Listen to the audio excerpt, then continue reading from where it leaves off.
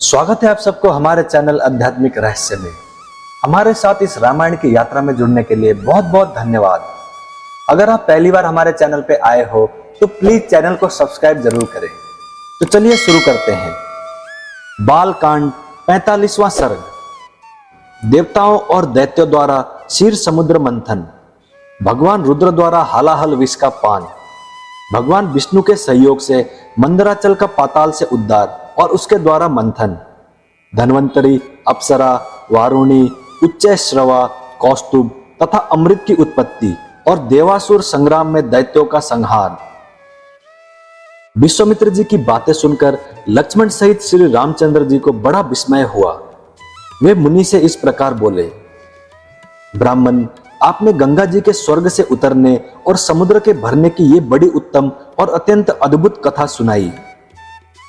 काम क्रोधादि शत्रु को संताप देने वाले महर्षि, आपकी कही हुई इस संपूर्ण कथा पर पूर्ण रूप से विचार करते हुए हम दोनों भाइयों की ये रात्रि एक क्षण के समान बीत गई है।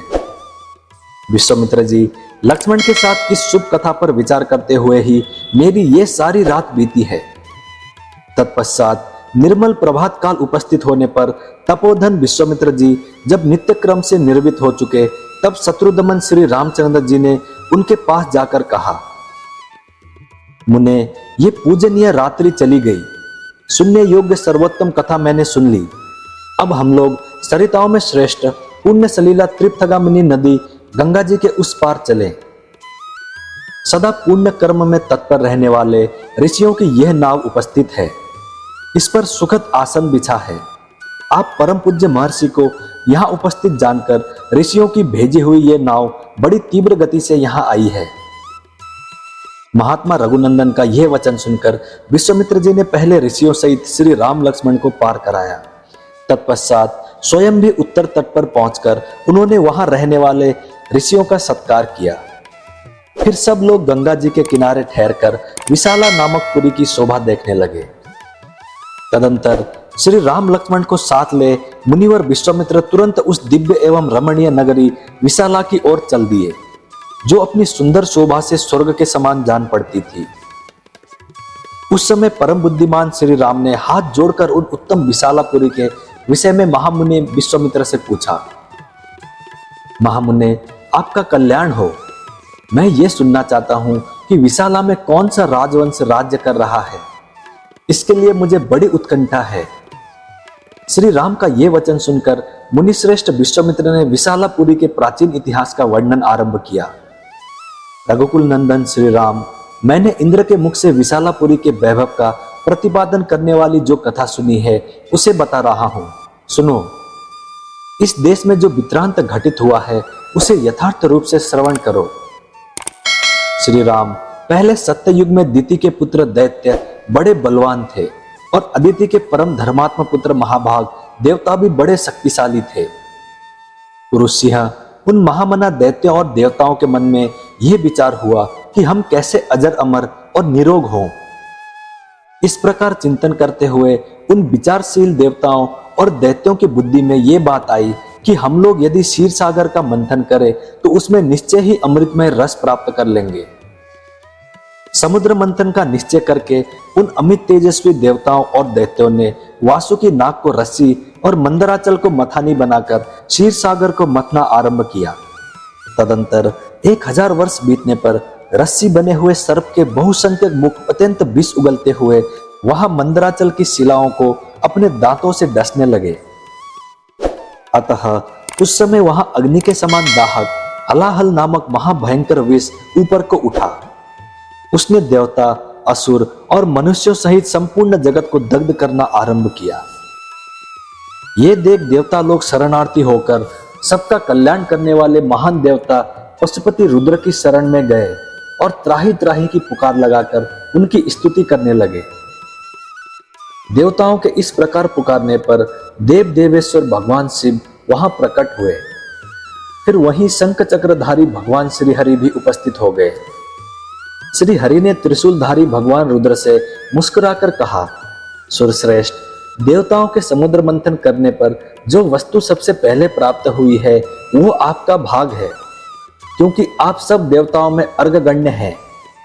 प्रभु, अग्र पूजा के रूप में प्राप्त हुए इस विष को आप यहीं खड़े होकर ग्रहण करें। ऐसा कहकर देव शिरोमणि विष्णु वहीं अंतर्ध्यान हो गए।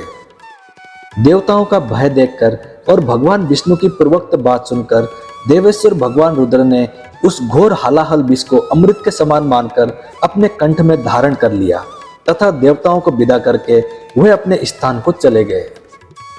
रघुनंदन तत्पश्चात देवता और असुर सब मिलकर क्षीर सागर का मंथन करने लगे। उस समय मथानी बना हुआ उत्तम पर्वत मंदर पाताल में घुस गया।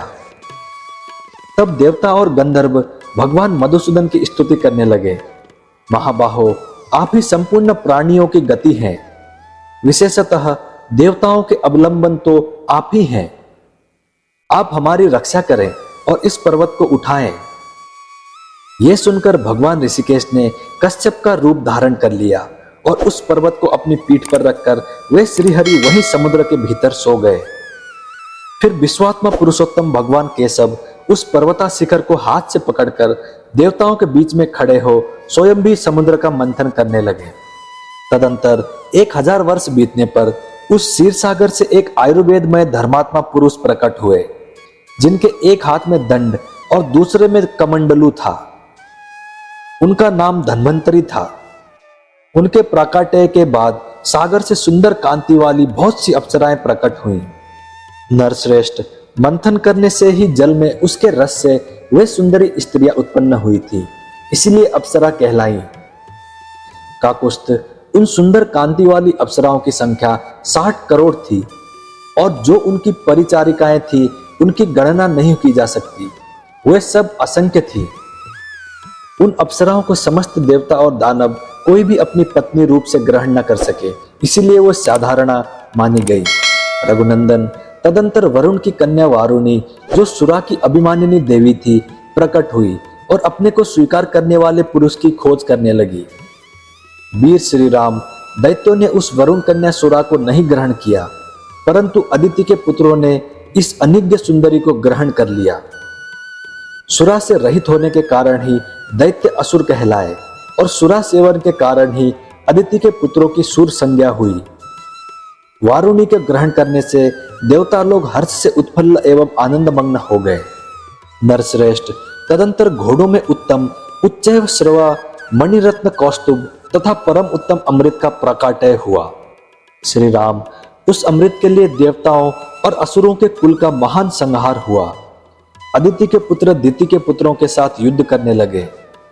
समस्त असुर राक्षसों के साथ मिलकर एक हो गए। वीर देवताओं के साथ उनका महाघोर संग्राम होने लगा, जो तीनों लोगों को मोह में डालने वाला था। जब देवताओं और असुरों का वो सारा समूह छीण हो चला, तब महाबली भगवान विष्णु ने मोहिनी माया का आश्रय लेकर तुरंत ही अमृत का अपहरण कर लिया। जो दैत्य बलपूर्वक अमृत छीन लेने के लिए अविनाशी पुरुषोत्तम भगवान विष्णु के सामने आए, उन्हें प्रभावशाली भगवान विष्णु ने उस समय युद्ध में पीस डाला। देवताओं और दैत्यों के उस घोर महायुद्ध में अदिति के वीर पुत्रों ने दिति के पुत्रों का विशेष संहार किया। दैत्यों का वध करने के पश्चात त्रिलोकी का राज्य पाकर देवराज इंद्र बड़े प्रसन्न हुए और ऋषियों तथा चारणों सहित समस्त लोकों का शासन करने लगे। इस प्रकार श्री वाल्मीकि निर्मित आर्ष रामायण आदि काव्य के बाल कांड में 45वां सर्ग पूरा हुआ।